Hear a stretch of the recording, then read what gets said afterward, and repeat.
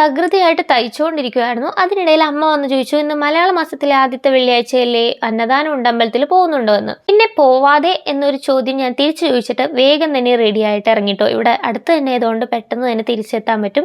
പുറത്തിറങ്ങിയപ്പോഴാണെങ്കിലോ കണ്ണ് കാണാൻ പറ്റാത്ത പോലത്തെ കാഠിന്യമേറിയ വെയിലായിരുന്നു കേട്ടോ. അങ്ങനെ വെയിലിൽ നിന്നും വകവെക്കാതെ ഞാൻ അമ്പലത്തിലെത്തി ദീപാരാധനയൊക്കെ തൊഴുതു. അത് കഴിഞ്ഞിട്ട് പ്ലേറ്റ് ഒക്കെ എടുക്കാൻ വേണ്ടി പോയി.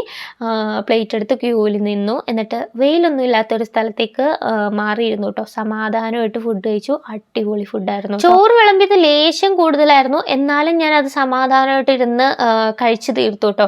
അത് കഴിഞ്ഞ് കൈയൊക്കെ കഴുകി പുറത്തേക്ക് ഇറങ്ങി. ചെരുപ്പാണെങ്കിൽ ഇടാൻ പറ്റാത്ത അവസ്ഥയായിരുന്നു. അത്രക്ക് പൊള്ളിയിരിക്കുമായിരുന്നു ചൂട് വെയിൽ കൊണ്ടിട്ട്. അങ്ങനെ ഒരു കണക്കിന് ചെരുപ്പൊക്കെ ഇട്ടു, വണ്ടി എടുത്തു, നേരെ വീട്ടിലേക്ക് എത്തി. നമ്മൾ വീണ്ടും തയ്ക്കാനിരുന്നു കേട്ടോ. കണ്ടില്ലേ, പുറത്ത് നല്ല കാറ്റുണ്ട് കേട്ടോ. അങ്ങനെ തുണിയൊക്കെ പറന്ന് എൻ്റെ മേത്തോട്ട് തന്നെ വന്നുകൊണ്ടിരിക്കുമായിരുന്നു.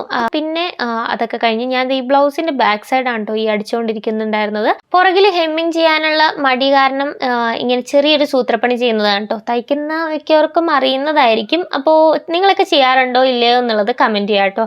അങ്ങനെ ബ്ലൗസ് കംപ്ലീറ്റ് ചെയ്തിട്ടുണ്ട്. അപ്പോൾ അത്രയേ ഉള്ളൂ. ടാറ്റാ.